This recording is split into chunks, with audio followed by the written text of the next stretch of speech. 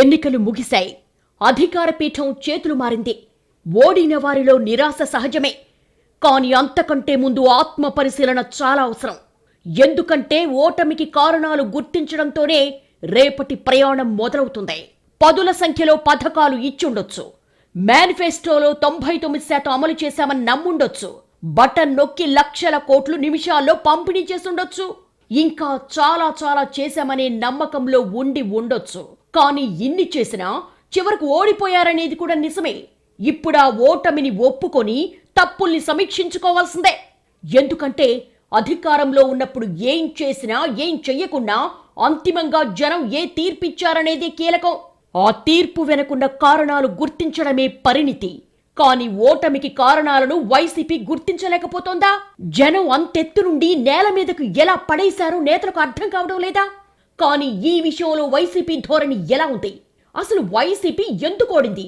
ఈ అంశంపైనే ఇవాల్టి chairmans desk. ఎందుకు ఓడిపోయామో నాకు అర్థం కావటం లేదంటూ ఏపీ మాజీ ముఖ్యమంత్రి జగన్ పదే పదే వ్యాఖ్యానించడం ఆశ్చర్యంగా ఉంది. కానీ ఇందులో అర్థం కాందేముంది? ఏ ఓటమికైనా పనితీరే కారణమనేది నిజం కాదా? జనం మెచ్చారా లేదా అన్నదానిపైనే ఫలితాలు ఆధారపడి ఉంటాయి. ఓడించారు అంటే జనానికి నచ్చలేదనే కదా అర్థం. అందుకే జగన్ ఓటమికి కారణం జగనే అనే మాట వినిపించడంలో ఆశ్చర్యం లేదు. దీనిపై ఇప్పటికైనా ఆత్మవిమర్శ చేసుకోవాల్సిన అవసరం ఉంది. అది వదిలేసి నాకు అర్థం కాలేదని చెప్పడం అమాయకత్వమే. గెలవడం ఓడిపోవడం రాజకీయాల్లో సహజంగా జరిగేదే. అన్నిసార్లు గెలవాలనేం లేదు. మహానేతలు కూడా ఎన్నికల్లో ఓడిపోయిన సందర్భాలున్నాయి. కొన్ని రాష్ట్రాల్లో పనితీరుతో సంబంధం లేకుండా ప్రతి ఎన్నికలకు అధికార పీఠం చేతులు మారుతూ ఉంటుంది. కానీ ఏపీలో గెలుపు ఓటమి అనే రెండు అంశాలు మాత్రమే కాదు, అంతకు మించిందేదో స్పష్టంగా కనిపిస్తుంది. మామూలు ఓటమిని మించిన తిరస్కరణ, తీవ్ర వ్యతిరేకత లాంటివేవో కనిపిస్తున్నాయి. ఎందుకంటే 5 ఏళ్ల క్రితం 151 సీట్లు సాధించిన పార్టీ ఇప్పుడు 11 సీట్లకు పడిపోతే ఇంతకంటే దారుణమైన స్వయంకృతాపరాధం ఓటమి కంటే ఏముంటుంది? విపక్షంలో ఉన్నప్పుడు ఎలా ఉన్నా పెద్ద తేడా ఉండకపోవచ్చు. కానీ అధికారంలో ఉన్నప్పుడు చాలా అలర్ట్గా ఉండాలి. తప్పు మీద తప్పులు చేస్తే జనం ఊరుకోరు. అన్నీ గమనిస్తూనే ఉంటారు. పైకి చెప్పకున్నా నిశ్శబ్దంగా ఓటు గుద్దేస్తారు. తామేంటో చూపిస్తారు. ఏపీలో అదే జరిగింది. పాలనలో ఎన్ని తప్పులు జరిగినా, ఎంత అసంతృప్తి ఉన్నప్పటికీ 5 ఏళ్ల ముందు 151 సీట్లు గెలిచిన ప్రభుత్వం కనీసం 40 నుంచి 50 సీట్లైనా కొట్టి ప్రతిపక్షంగా మిగిలిపోయేది. అలా కాకుండా 151 సీట్లలో కేవలం 11 సీట్లే ఇచ్చారంటే ఆ నేత ఆ పార్టీ జనం చేత వెలివేయించుకున్నట్టే. పెద్ద గొప్ప పనులేమీ చెయ్యకుండా సాదాసీదా పాలన చేసినా కూడా 50 నుంచి 60 సీట్లతో ఓ ప్రతిపక్షంగా అయినా మిగిలేవాళ్లు. కానీ వైసీపీకి అది కూడా జనం ఇవ్వలేదంటే ఎంత వ్యతిరేకత జనంలో ఉందో అర్థమవుతుంది. మరి ఈ వ్యతిరేకతకు కారణాలేంటి? ఈ స్థాయి ఓటమి వెనుకున్న అంశాలేంటి?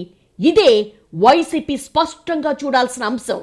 కర్ణుడి చావులాగానే ప్రతి వైఫల్యానికి అనేక కారణాలుంటాయి. ఇప్పుడు వైసీపీ ఓటమికి కూడా అనేక కోణాల్లో అనేక కారణాలు కనిపిస్తాయి. మొదటిగా చెప్పాలంటే ఆ పార్టీ కొందరిని సొంతం చేసుకుంది. అదే సమయంలో మరికొందరిని దూరం చేసుకుంది.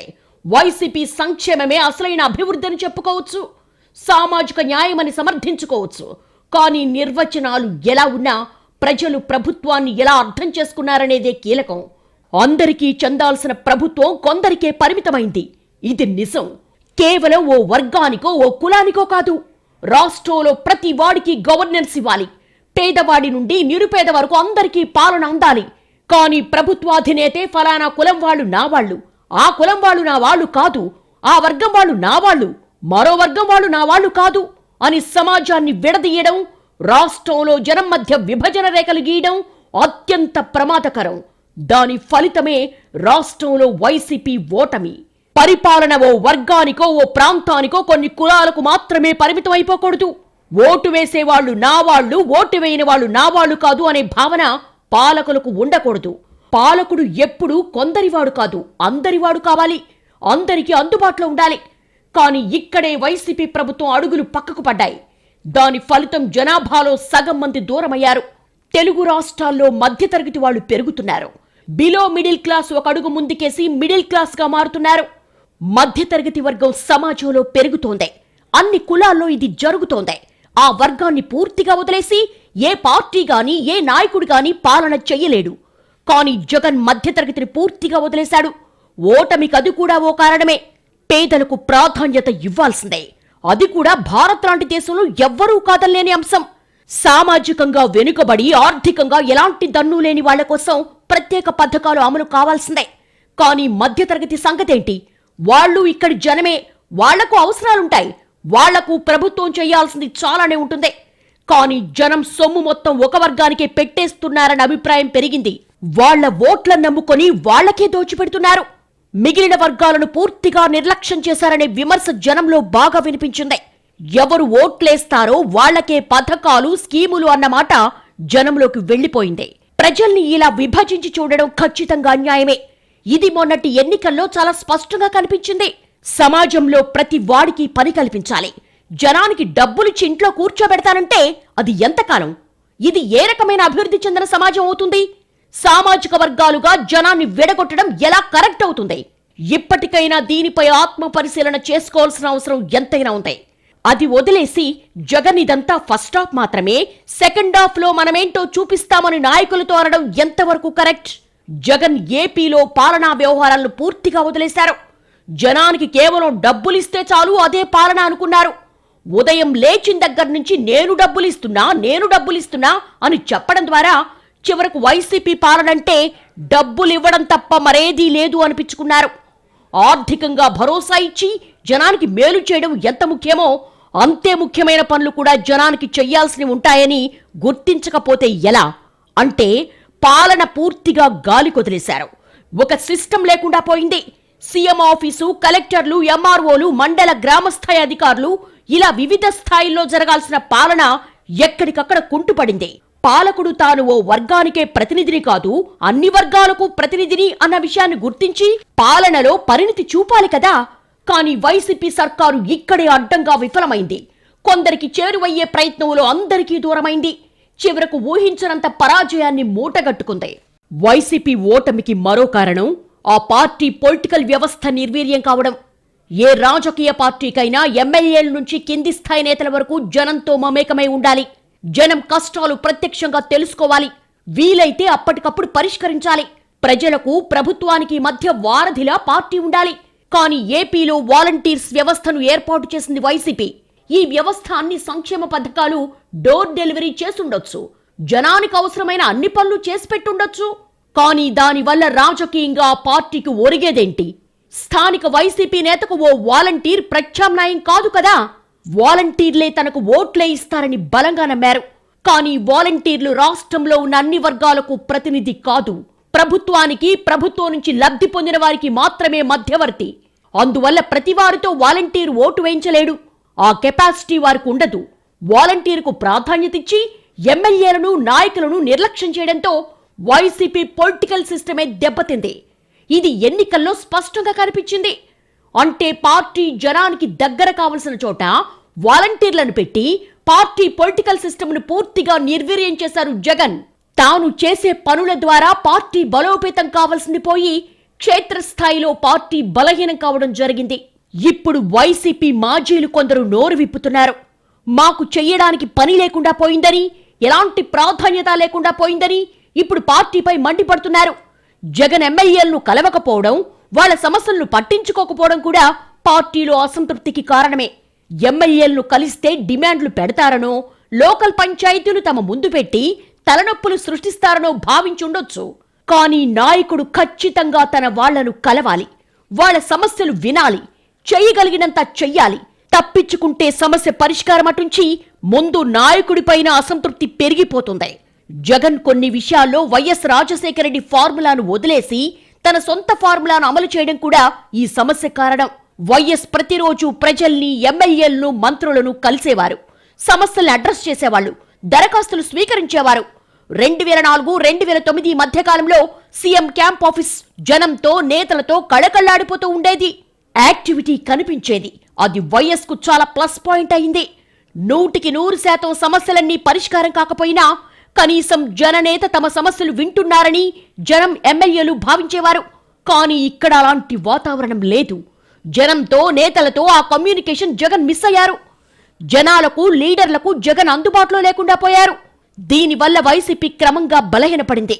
ఎన్నికల సమయంలో బస్సు యాత్ర సంగతి పక్కన పెడితే అంతకు ముందు జగన్ జనాలను కలిసిందే లేదు. 5 ఏళ్లలో ఒక్క ప్రెస్ మీట్ పెట్టలేదు. మీడియాతో ఎన్నడూ మాట్లాడలేదు.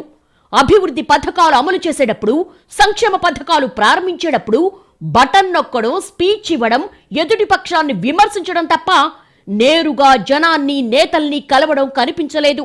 ఇక వైసీపీ ఓటమికి కారణమైన మరో కీలక అంశం అభివృద్ధి. సంక్షేమమే అసలైన అభివృద్ధి అనేది వైసీపీ చెప్పుకునే నిర్వచనం. కానీ జనం దాన్ని అంగీకరించలేదు. జనం కూడా సంక్షేమాన్ని వ్యతిరేకించరు. కానీ అభివృద్ధి కూడా కావాలని ఆశించడం సహజం. జనానికి డబ్బులిస్తే చాలని, సంక్షేమమే గెలిపిస్తుందని అభివృద్ధిని వదిలేసిన వైసీపీ సర్కార్ ఏపీలో రోడ్ల గురించి పట్టించుకోలేదు. ఏపీలో నేషనల్ హైవేలు మినహాయిస్తే మిగిలిన రోడ్లన్నీ దారుణంగా ఉన్నాయి. డబ్బులన్నీ సంక్షేమ పథకాలకే పోవడంతో రోడ్లను పూర్తిగా వదిలేసింది గత ప్రభుత్వం. రోడ్లు మాత్రమే కాదు, పరిశ్రమలు అనుకున్నంత వేగంగా రాలేదు. కొత్త సంస్థలు, విద్యా సంస్థలు పెట్టలేదు. అవి కూడా జనానికి అవసరమే కదా. పోర్టులు నిర్మించామని, స్కూల్స్ రూపురేఖలు మార్చామని, ప్రభుత్వ ఆసుపత్రులు సంస్కరించామని, కొత్త మెడికల్ కాలేజీలు తెచ్చామని జగన్ సర్కారు చెప్పుకోవచ్చు. కానీ అది మాత్రమే అభివృద్ధికి కొలమానం కాదు. చెయ్యాల్సింది చాలా ఉంటుంది. జనం ఏం మాట్లాడుకుంటున్నారో జగన్కు తెలియకపోవడమే వైసీపీ ఈ పరిస్థితికి రావడానికి ప్రధాన కారణంగా మారింది. ఓటు బ్యాంకు రాజకీయాలతో పాటు అన్ని వర్గాల అభివృద్ధిపై కూడా పాలకులు దృష్టి పెట్టాలి. ఓటు బ్యాంకు పాలిటిక్స్ చేయకపోతే అధికారం అందుకోలేరు. అందుకే ఓటు బ్యాంకు పాలిటిక్స్ నడుపుతూనే అభివృద్ధి, పారిశ్రామిక, ఇన్ఫ్రా రంగంపై దృష్టి పెట్టాలి. వైసీపీ పాలనలో ఇలాంటి ఊసే లేకుండా పోయిందే. రాష్ట్రంలో గత 5 ఏళ్లలో విజిబుల్ డెవలప్మెంట్ అనేదే కనిపించలేదు.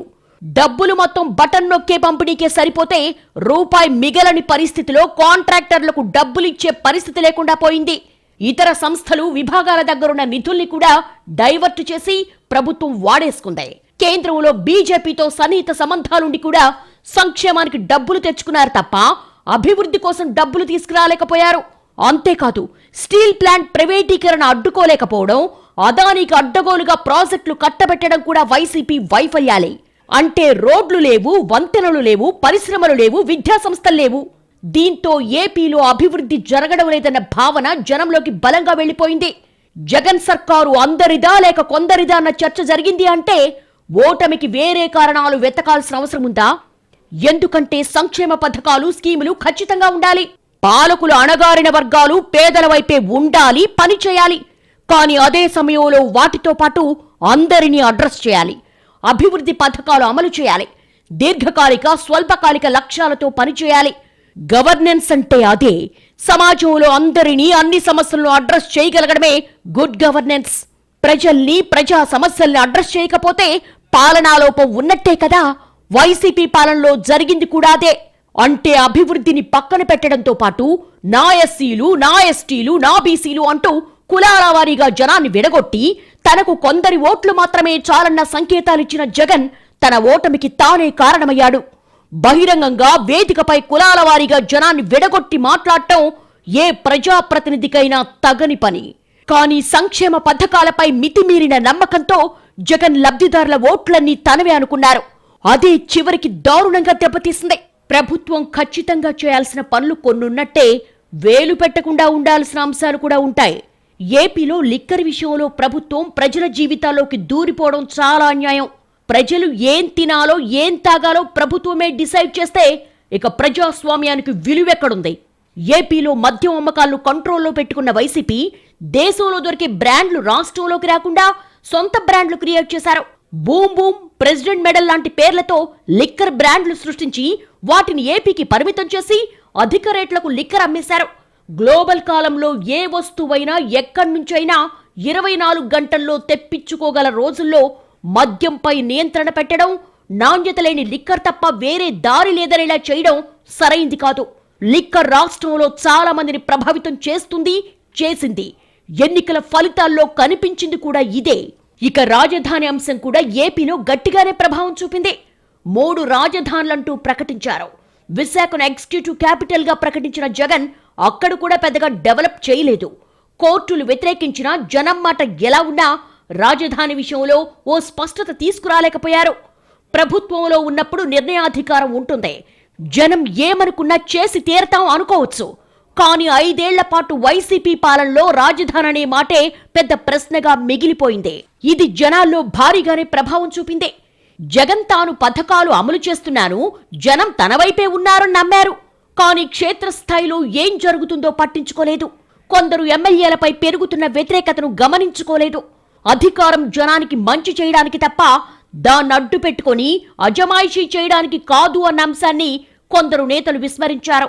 కొందరు నేతలు పదే పదే నోరు జారడం, దారుణమైన బూతులు మాట్లాడటం ప్రజలకు ఆగ్రహాన్ని తెప్పించింది. విపక్షాన్ని విమర్శించాలి తప్ప వ్యక్తిగత స్థాయిలో దాడి చేయకూడదు.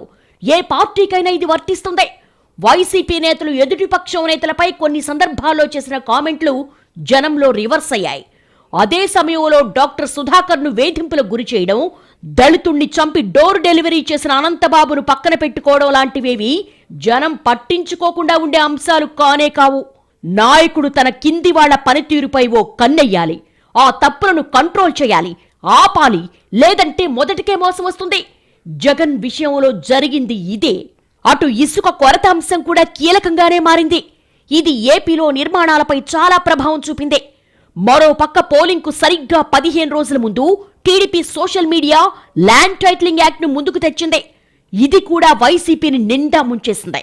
దీనికోసం ప్రజల భూముల్ని జగన్ గుంజేసుకుంటాడని, వాటిని తనఖా పెట్టి డబ్బులు తెచ్చుకుంటాడని, మీ భూములపై మీ హక్కు లేకుండా పోతుందని ఇలా రకరకాలుగా సోషల్ మీడియాలో ప్రచారం జరిగింది. దీన్ని జనం నమ్మారు. దీంతో పాటు రైతు పాసు పుస్తకాలపై జగన్ ఫోటో వేయడం, భూ సర్వే చేసి 25 రాళ్లపై కూడా జగన్ ఫోటోలు వేయించుకోవడం, ఇవన్నీ వ్యతిరేకంగానే పనిచేశాయి. ఈ ఆరోపణలను వైసీపీ ఏమాత్రం తిప్పికొట్టలేకపోయింది. ఇది వైసీపీని నిండా ముంచేసింది. పాలకులు తప్పుల మీద తప్పులు చేస్తూ పోతుంటే జనం తాత్కాలికంగా సైలెంట్ గా కనిపించొచ్చు. కానీ సమయం చూసి ఓటుతో పవర్ ఏంటో చూపిస్తారు. ఇలా వైసీపీ చేసిన ఒక్కో తప్పు మహాతప్పుగా మారి అది చివరికి 151 నుండి 11 సీట్లకు పడేసింది. వైసీపీని దారుణ ఓటమి వైపు నెట్టేసింది. ఇక మేనిఫెస్టో కూడా వైసీపీకి మరో సెల్ఫ్ గోల్ అనే చెప్పాలి. పెద్ద ఆకర్షణ ఉన్న ప్రకటన లేది మేనిఫెస్టోలో కనిపించలేదు.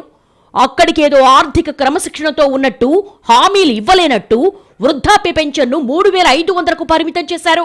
టీడీపీ మాత్రం మహిళలకు ఉచిత బస్సు ప్రయాణం నుంచి అనేక ఇతర ఆకర్షణీయమైన హామీలు ప్రకటించింది. దీంతో సహజంగానే టీడీపీ మేనిఫెస్టోపై జనంలో ఆసక్తి పెరిగింది. ఎన్నికల తర్వాత ఫలితాలను సమీక్షించుకోవడం, 5 ఏళ్ల పనితీరుపై ఓ అంచనాకు రావడం అవసరం. ఏ తప్పులు చేశారో, ఎక్కడ లెక్కలు తప్పాయో గుర్తించడం అవసరం. తానొకటి తలిస్తే జనం మరొకటి అనుకున్నారన్న వాస్తవాన్ని గుర్తించాలి. వైఫల్యానికి కారణాలు గుర్తించడంతోనే రేపటి పైన మొదలవుతుంది. అంతే తప్ప ఎందుకు ఓడిపోయామో తెలియటం లేదని ఇంకా చెప్పుకుంటే అది మరింత నష్టం కలిగిస్తుంది తప్ప ప్రయోజనం ఉండనే ఉండదు. కొత్త ప్రభుత్వం ఏర్పడింది. అది కూడా కనీవిని ఎరుగనంత భారీ మెజార్టీతో గెలిచింది. కొత్త ప్రభుత్వం పనులు మొదలు పెట్టడానికి సమయం పడుతుంది. ఆ పనితీరును అంచనా వేయడానికి కొన్ని నెలలైనా ఆగాల్సిందే. ఎన్డీఏ కూటమిచ్చిన హామీలు ఎలా అమలవుతాయో వేచి చూడాలి తప్ప ఓడిపోయిన మొదటి వారానికే పెద్ద పెద్ద మాటలు మాట్లాడితే దానివల్ల ప్రజలకు మరింత దూరమైపోతారు. ఒక పార్టీని, ఒక వ్యక్తిని వెలివేసేంతగా జనం తీర్పిచ్చారంటే ఆ తీర్పును విశ్లేషించుకోవడం, తప్పులు తెలుసుకోవడం, సరిదిద్దుకోవడం ప్రజాస్వామ్య వ్యవస్థలో నాయకులు చేయాల్సిన పని. అది వదిలేసి ప్రజల అధికారం కట్టబెట్టిన పార్టీ సంగతి చూస్తామనడం సబబు కాదు. ఈ విషయం వైసీపీ నేతలు గుర్తించాలి, గుర్తెరగాలి. ఇది ఈ వారం చైర్మన్స్ డెస్క్. వచ్చే వారం మరో అంశంతో కలుద్దాం. నమస్తే.